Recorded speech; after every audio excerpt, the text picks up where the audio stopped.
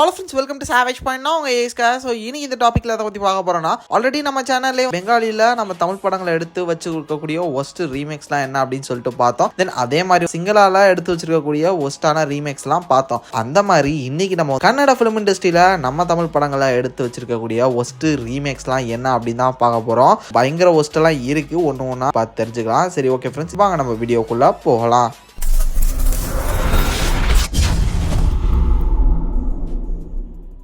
Lakshmi organics நம்ம இயற்கையான முறையில தேன் பண்ணி அமைத்து அதுல இருந்து சேகரிக்கக்கூடிய தேனை எந்தவித கலப்படமும் இன்றி விற்பனை பண்ணிக்கிட்டு வரும். அதோட சுத்தமான தேனை தாண்டி வேல்யூ ஆடட் ப்ராடக்ட்ஸ்னு சொல்லக்கூடிய தேன் ஊரல் வகைகள், அதாவது பன்னீர் ரோஜா குல்கந்து, தேன் அத்தி, தேன் பேரிச்சை, தேன் இஞ்சி, தேன் பூண்டு, தேன் முந்திரி, தேன் உலர்பழங்கள்னு சொல்லிட்டு கிட்டத்தட்ட 8 வகையான ப்ராடக்ட்ஸ் நம்ம விற்பனை பண்ணிக்கிட்டு வரோம். ஒருவேளை உங்களுக்கும் உங்க ஃபேமிலிக்கும் சுத்தமான தேன் மற்றும் தேன் ஊரல் வகைகள் வேணும் அப்படின்னு நினைச்சீங்கன்னா மறக்காம ஸ்கிரீன்ல தெரியுற நம்பரை கான்டாக்ட் பண்ணுங்க. மேலும் நம்ம நிறுவனத்தை பத்தி தெரிஞ்சுக்க டிஸ்கிரிப்ஷன்ல கொடுத்திருக்கிற நம்மளோட லக்ஷ்மி ஆர்கானிக்ஸ் இன்ஸ்டாகிராம் பேஜை தொடர்ந்து ஃபாலோ பண்ணி சப்போர்ட் பண்ணுங்க. இப்போ வாங்க கண்டென்ட் குள்ள போகலாம். லிஸ்ட்ல 7ஆவதா இருக்கிறது களவாணி. ஸோ இந்த களவாணி படத்தோட ரீமேக் ஆக்டர் யாருன்னு நீங்க நினைச்சீங்கன்னா ஷாக் ஆயிருவீங்க. வேற யாரும் இல்லைங்க, நம்ம ராக்கி பாய் தான். யாஷ் பார்த்தோன்னே பயங்கர ஷாக்கு. ஐயோ ராக்கி, நீ என்னையா இங்க அப்படின்ற மாதிரி தான் எல்லாருக்கும் பயங்கர ஷாக்கு. எப்பேற்பட்ட மாசான ஆளு, எவ்வளோ ஒரு டெரிஃபிக்கா இருந்த மனுஷன் களவாணி மாதிரி ஒரு படத்துல வந்து பார்க்கும்போது லிட்டரலி ஒரு மாதிரி வியர்டான ஃபீல் தான் எனக்கு வந்தது.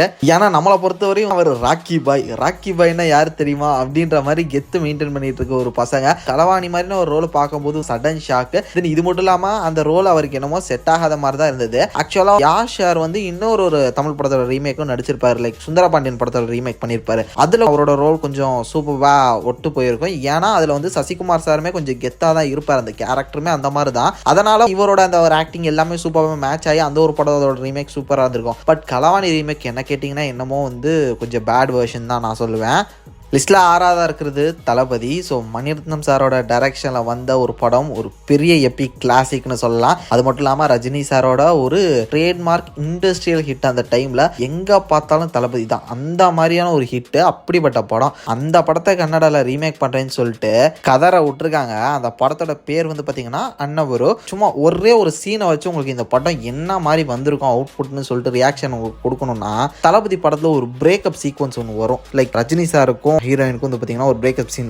போ இங்கே இருக்காத, போய் பண்ணா சந்தோஷமா இருக்கணும், அவ்வளோதானே போ அப்படின்னு சொல்லிட்டு அவர் ஒரு மாதிரி கடுப்பில் வந்து நிற்பாரு. அப்போ அந்த டைமில் பிஜிஎம், அந்த ஒரு சீன் எலிவேஷன், அவரோட ரியாக்ஷனு இப்பயும் பலரையும் கூஸ்பம்ஸ் கிரியேட் பண்ணக்கூடிய வைக்கக்கூடிய ஒரு சீன். அந்த ஒரு சீன் நாங்கள் எப்படி இருக்குன்னு பாருங்களேன். லிட்ரலி ஒரு ஸ்கிராப் மொமெண்ட்னு சொல்லலாம். எப்பேற்பட்ட சம்பவம், அது என்னடா இது பண்ணியிருக்கு, இதோட ஒர்த்து என்னன்னு உனக்கு தெரியுமா அப்படின்ற மாதிரி தான் எல்லாருக்கும் கேட்க தோணுது. ரஜினி சாரோட அந்த ஒரு ஸ்க்ரீன் ப்ரெசன்ஸை வந்து கொண்டு வர்றது ரொம்பவே கஷ்டம். அவரே ரொம்ப கஷ்டப்பட்டு தான் கொண்டு வந்தேன்னு சொல்லிட்டு பொன்னியின் செல்வனோட ஆடியோ லான்ச்ல சொல்லியிருப்பாரு. அதை எடுத்து பண்றேன்னு சொல்லிட்டு வந்து மொத்தமா ட்ராஷ் தான் பண்ணி வச்சிருக்காங்க.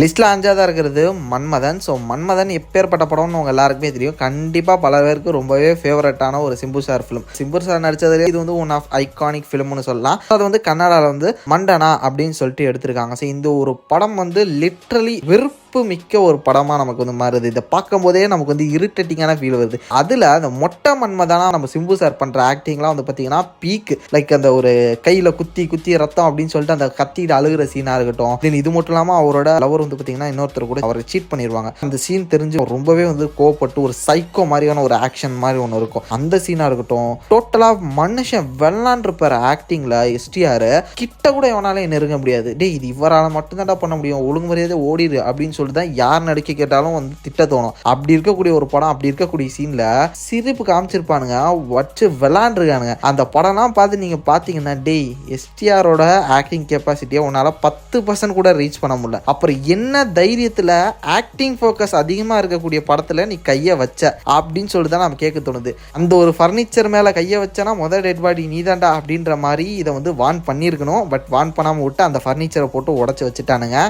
லிஸ்ட்ல 4ஆவதா இருக்கிறது பையா. ஸோ பையா வந்து நல்ல ஒரு ரொமான்டிக் ஃபிலிம் அப்படின்னு சொல்லலாம். ஒரு ரோட் ரைடில் வந்து பார்த்தீங்கன்னா ஒரு ரொமான்ஸ், அதை வச்சு நடக்கக்கூடிய ஒரு சில பிரச்சனைகள் சொல்லிட்டு அது செம்ம இன்ட்ரெஸ்டிங்காக லிங்குசாமி சார் கொண்டு போயிருப்பாரு. இதை வந்து கன்னடா ரீமேக் பண்ணியிருக்காங்க. அஜித் அப்படின்னு சொல்லிட்டு.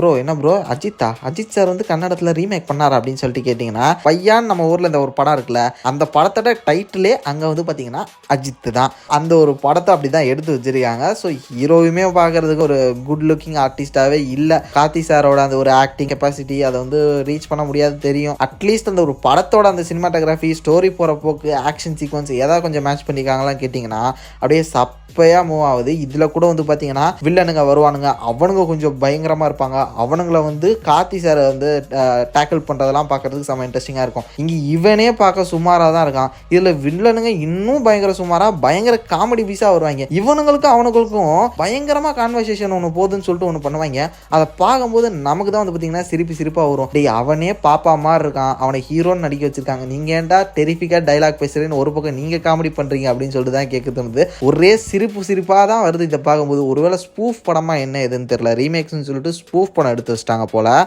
லிஸ்ட்டில் 3ஆவதாக இருக்கிறது ஜிகர்தண்டா படத்தை ஜிகர்தண்டானே ரீமேக் பண்ணி கன்னடாவில் ரிலீஸ் பண்ணியிருக்காங்க. அதுக்கு நீங்கள் பேசாமல் ஜிகர்தண்டா படத்தை டப்பே பண்ணியிருக்கலாமேடா அப்படின்னு சொல்லிட்டு தான் எனக்கு கேட்க தோணுது. எதுக்குடா அதுக்கு ஒரு பட்ஜெட்டை போட்டு செலவு பண்ணி அதை ரீமேக்னு சொல்லிட்டு எடுத்து நல்ல வேலை பேன் இண்டியன் வந்ததுப்பா அப்படின்னு சொல்லிட்டு நம்ம எல்லார் நெஞ்சிலையும் பாலை வைக்கிற மாதிரி இப்போ ஒரு சில விஷயங்கள்லாம் நமக்கு நடந்துகிட்டு இருக்கு. ஏன்னா அந்த பேன் இண்டியன் ஒன்று வந்ததுக்கப்புறம் இந்த மாதிரியான நல்ல ஃபர்னிச்சர்லாம் உடையாமல் இருக்குதுல்ல, அது வரையும் கொஞ்சம் சந்தோஷப்பட்டுக்க அப்படி தான் போல. ஜிகர்தண்டா படத்தை பற்றி நான் சொல்லி தான் உங்களுக்கு புரிய வைக்கணும் தேவையில்லை. ஒவ்வொரு சீனும் அந்த அசால் சேது வந்து நிற்கிற ஒவ்வொரு சீனும் எவ்வளோ டெரராக இருக்கும் நம்ம எல்லாருக்குமே தெரியும். இந்த படத்துலேயுமே வந்து பார்த்தீங்கன்னா அசால் சேது கேரக்டரை எடுத்து பண்ணக்கூடிய அந்த ஒரு ஆக்டர் வந்து பார்த்தீங்கன்னா அந்த ரோலுக்கு முடிஞ்சளவு அவரோட அந்த ஒரு அவுட்புட்டை கொடுத்துருப்பாரு. ஏன்னா அவருமே நிறைய படங்களில் வில்லனாக நடித்த ஆக்டர் தான். அதனால் அவருக்கு அந்த டெரர் ரோல்லாம் செட் ஆகும். முடிஞ்சளவு இந்த சீக்வன்சஸை வந்து அவரால் எவ்வளோ புஷ் பண்ண முடியுமோ அந்த கேரக்டருக்கு எவ்வளோ தேவையோ அதை கொடுத்துருப்பாரு. பட் ஹீரோ பார்க்கறதுக்கு தான் பயங்கர டம்மியாக இருப்பான். அவன் பண்ணுறது இந்த செயல்பாடுகள் எதுவுமே ஒரு படத்தை எலிவேட் பண்ணுற ஒரு விஷயமே இல்லை. அந்த பக்கம் எப்படி அசால் செய்து ஒரு பக்கம் போட்டி போட்டு நடிச்சிட்டு இருப்பாரோ அது ஈக்குவலாக இங்கே டாமினேட் பண்ணி சித்தார்த்தும் செஞ்சுக்கிட்டு இருப்பாரு. பட் கன்னட ரீமேக்கை பொறுத்தவரையும் எனக்கு என்னமோ ஒன் சைடாக போன மாதிரி தான் இருக்கு. இந்த சைடு சித்தார்த் ரோல பண்ணக்கூடிய கேரக்டர் வந்து பார்த்தீங்கன்னா பவர்ஃபுல்லாகவும் பண்ணல. தென் இது மட்டும் இல்லாமல் ஜிகர்தண்டா படம் அளவுக்கு ஸ்க்ரீன் பிளேவும் ஒழுங்கா இல்லை. ஒரு சில விஷயங்களை வந்து மாற்றி அமைச்சு அந்த ஊருக்கு ஏற்ற மாதிரி லைட்டாக சேஞ்ச் பண்ணுறேன்னு சொல்லிட்டு குழப்பி தான் வச்சிருக்காங்க.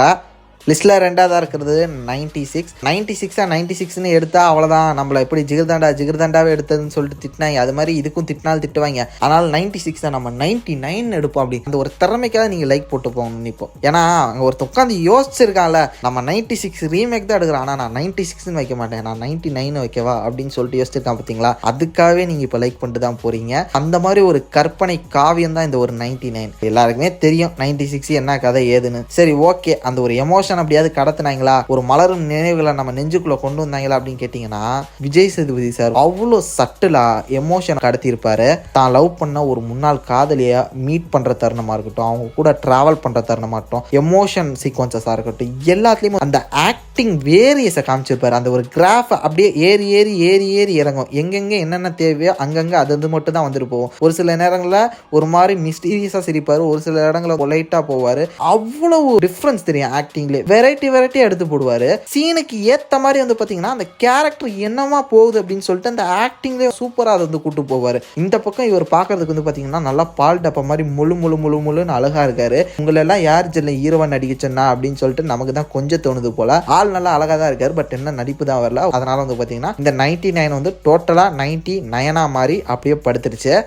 ஸோ ஃபைனல் நம்ம லிஸ்ட்டில் நம்பர் 1 பொசிஷனில் இருக்கிறது வேலையில்லா பட்டதாரி. நம்ம எல்லாருமே இதை பார்த்து என்ஜாய் பண்ணியிருப்போம். ஏன்னா இந்த படத்தில் இருக்கக்கூடிய பாட்டு, இந்த படத்தோட ஃபைட் சீக்வன்ஸு, இந்த படத்தில் தனுஷாருக்கும் அமலா பாலுக்கும் நடக்கக்கூடிய அந்த ஒரு லவ் கான்வர்சேஷனு, தென் அம்மா சென்டிமெண்ட்டு, தென் இது மட்டும் இல்லாமல் அந்த ஒரு மிடில் கிளாஸ் பசங்களை பற்றி நம்ம தனுஷ் சார் சொல்லக்கூடிய அந்த டைலாக், மாஸ் பஞ்சஸ் எல்லாமே வந்து பார்த்திங்கன்னா அந்த டைமில் வந்து சூப்பராக ட்ரெண்டான ஒரு படம். இந்த படத்தை ரீமேக் பண்ணுறேன்னு சொல்லிட்டு பரி ஹாஸ்பதி அப்படின்னு கன்னடாவில் இந்த படத்தை ரீமேக் பண்ணியிருக்காங்க. ஸோ அந்த ஆக்டரை பார்க்குறதுக்கு எந்த சாயிலுமே தனுஷ் மாதிரி இல்லை தனுஷோட ஆக்டிங்கை ரீச் பண்ணக்கூடிய மாதிரி கூட இல்லை. ஆளே பார்க்கறதுக்கு வியர்டான ஒரு லுக்கில் தான் இருக்காரு. இந்த ஒரு ரோல் எப்படிப்பா நீ பண்ணுவா அப்படின்னு சொல்லிட்டு கேட்குற மாதிரி தான் இருந்தது. அதுக்கேற்ற மாதிரி ஒரு சீனில் செமையாக செஞ்சிருப்பான் பாருங்க. லைக் தனுஷ் சாரோட தம்பி வந்து பார்த்தீங்கன்னா காசு தொலைச்சிருவாரு. இவன் வந்து இவ்வளோ நாள் நம்மளை வச்சுக்கிட்டு என்னென்னலாம் பண்ணா, இவனுக்கு நம்ம ஒரு பதில் கடி கொடுக்கணும் அப்படின்னு சொல்லிட்டு, டேய் உன்னைய வச்சு தாண்டா வீட்டில் என்ன தண்டசோன்னு அவ்வளோ சொல்லியிருந்தாங்க, கடைசியில் உனக்கே நான் தான் வாழ்க்கை கொடுத்தேன் பார்த்தியா அப்படின்ற மாதிரி அது வந்து ஒரு கெத்து மொமெண்ட். அங்கே ஒரு பிஜிஎம் போட்டு தனுஷ் சார் வரதெல்லாம் அப்படி இருக்கும். அந்த ஒரு சீனை இவனுங்க போட்டு கொலை பண்ணி வச்சிருப்பானுங்க. சிங்கிள் டேக்ல எடுத்த அந்த ஒரு பஞ்சு டைலாக்கா இருக்கட்டும், இந்த படத்துல வந்து ஆக்ஷன் சீக்வன்சஸா இருக்கட்டும், இப்படி பல விஷயங்கள் இருக்கு இந்த ஒரு படத்துல. ஒரு ஹோல்சமான படம். அப்போ அதெல்லாம் என்ன மாதிரி இவங்க உடச்சி வச்சிருப்பாங்கன்னு கொஞ்சம் யோசிச்சு பாருங்க. ஸோ இந்த ரீமேக் படங்களில் நீங்கள் எதிராக ரொம்ப ஒஸ்ட் அப்படின்னு நினைக்கிறீங்க, அதை மறக்காம கீழே கமெண்ட் செக்ஷனில் மென்ஷன் பண்ணுங்கள். சரி ஓகே ஃப்ரெண்ட்ஸ், இதே மாதிரி தொடர்ந்து நிறைய இன்ட்ரெஸ்டிங்கான வீடியோஸ் பார்க்கறதுக்கு மறக்காம நம்ம சாவேஜ் சேனலை சப்ஸ்கிரைப் பண்ணி அந்த பெல் ஐக்கனை பிரஸ் பண்ணிக்கோங்க. அடுத்த ஒரு இன்ட்ரெஸ்டிங்கான வீடியோவில் நாளைக்கு மீட் பண்ணுறது வரையும் tata bye, take care from A Square.